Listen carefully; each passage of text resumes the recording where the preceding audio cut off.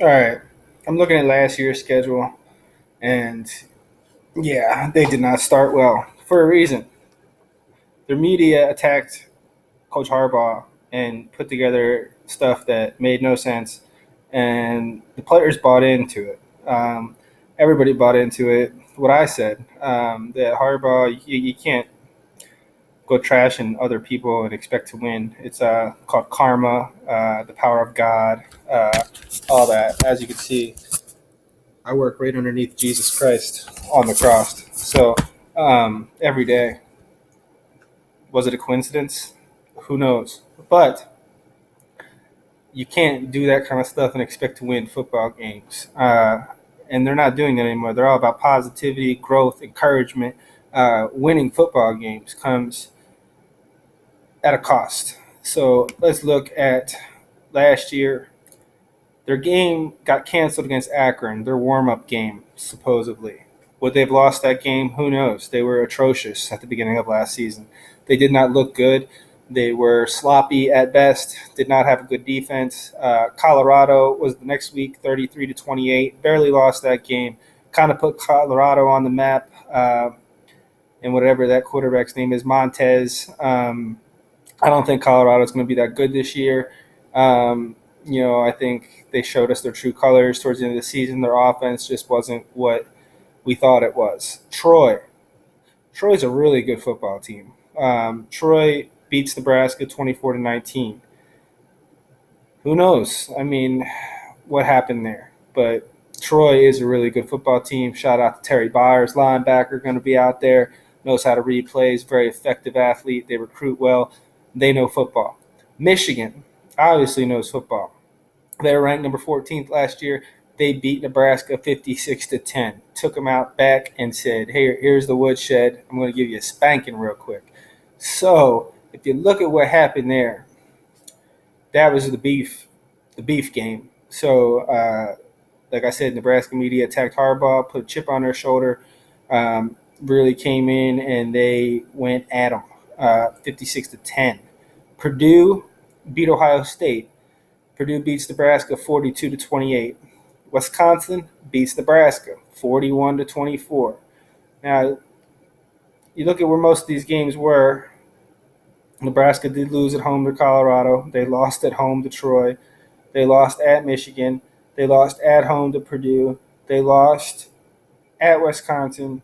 And then they lost at Northwestern in a very close game, 34-31. This is where they started to turn it around because Northwestern was a really, really good team last year. Nebraska wasn't. They were a very, very young, talented team that needed some guidance.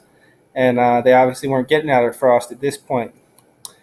Nebraska, 53-28 over Minnesota. Minnesota was not a bad team last year. Coach P.J. Fleck was in town doing a very good job. I really like the outlook on Minnesota this year. But that being said, I was at that game. This was when Nebraska started to turn it around, when they started to really click as a unit, understand things.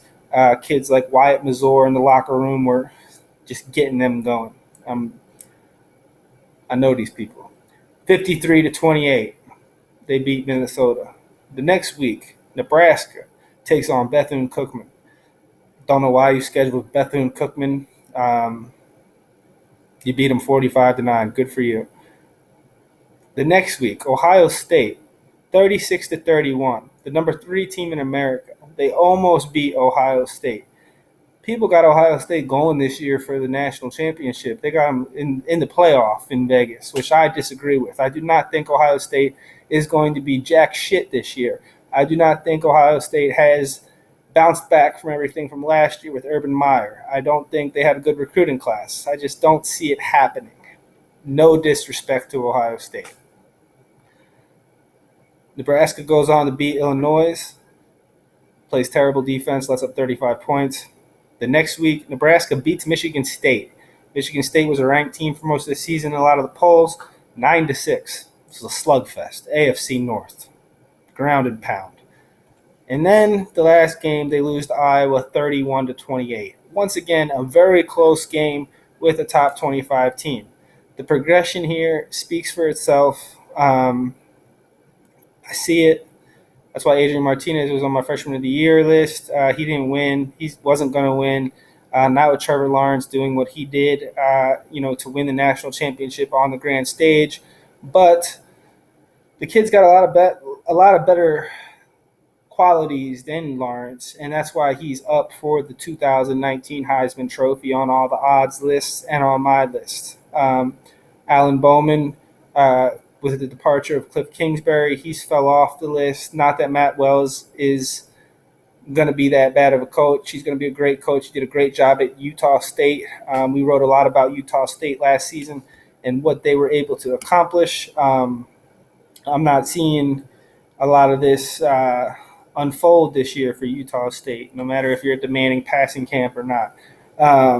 Really, it comes down to scheme, philosophy, and how you build your team. Coach Frost is one of the best at that. We've seen that at UCF. We're going to see it this year at Nebraska come to fruition in year 2. I'm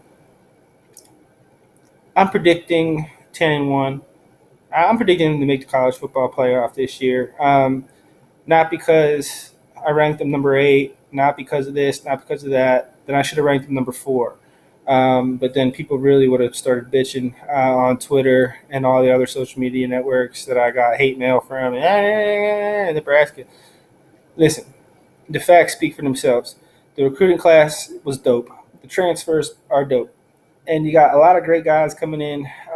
Tony Tuiatia, I don't know how to say his last name, honestly. Tuiatia, spelled Tuotiti. He's a great coach. He's been around the block. He was at Michigan, I believe, at Cal.